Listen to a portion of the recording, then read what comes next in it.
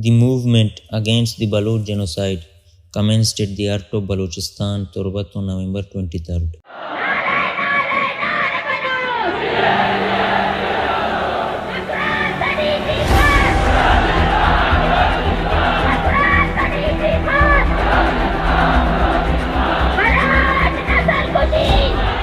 It all began when Balach Baloch, a young man, and three other Baloch youths who had been forcibly disappeared were tragically killed in a staged encounter by the city.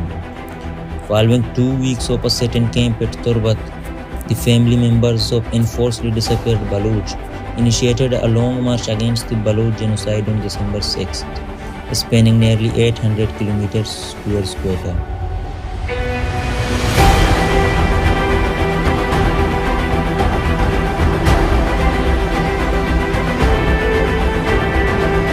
Throughout this journey, the Baloch people extended a warm welcome to the march and documented cases of enforced disappearances among their community. The march against Baloch genocide faced hurdles and roadblocks, accompanied by false allegations against its participants. Despite these challenges, the march persevered and triumphantly reached Quetta on December 14th. In the face of government indifference and false accusation, the peaceful marchers' pleas fell on deaf ears. Witnessing this inhuman treatment, the Baloch people made a collective decision to extend the march towards Islamabad. Thus, the march commenced its journey towards Islamabad, passing through various Baloch areas where it was joined by thousands of individuals in solidarity. On December 20th, upon reaching their final destinations, the marchers were subjected to a brutal attack by the Islamabad administration and clandestine agencies.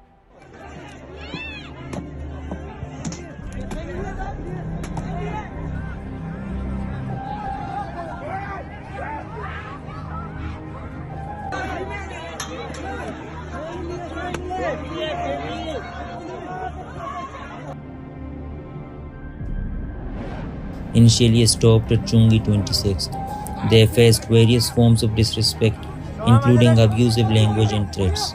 Despite this, the marchers pleaded with the authorities to allow them to proceed towards the National Press Club Islamabad, where others awaited their arrival. During the march against the Baloch genocide, distressing incidents unfolded.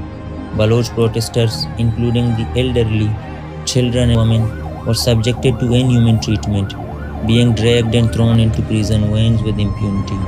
As the march progressed towards Islamabad, the route was blocked, and attempts to initiate the protesters resulted in forceful abductions. Law enforcement disrupted the demonstrators by using excessive force, leading to numerous illegal imprisonments.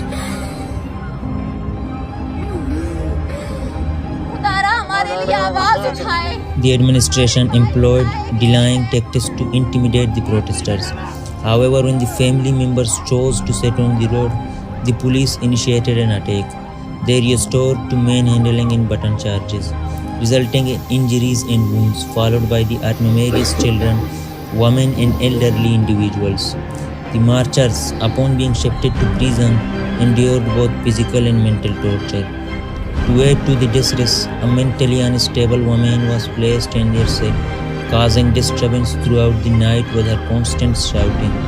Subsequently, they were forcibly dragged into buses to be deported to Balochistan against their will.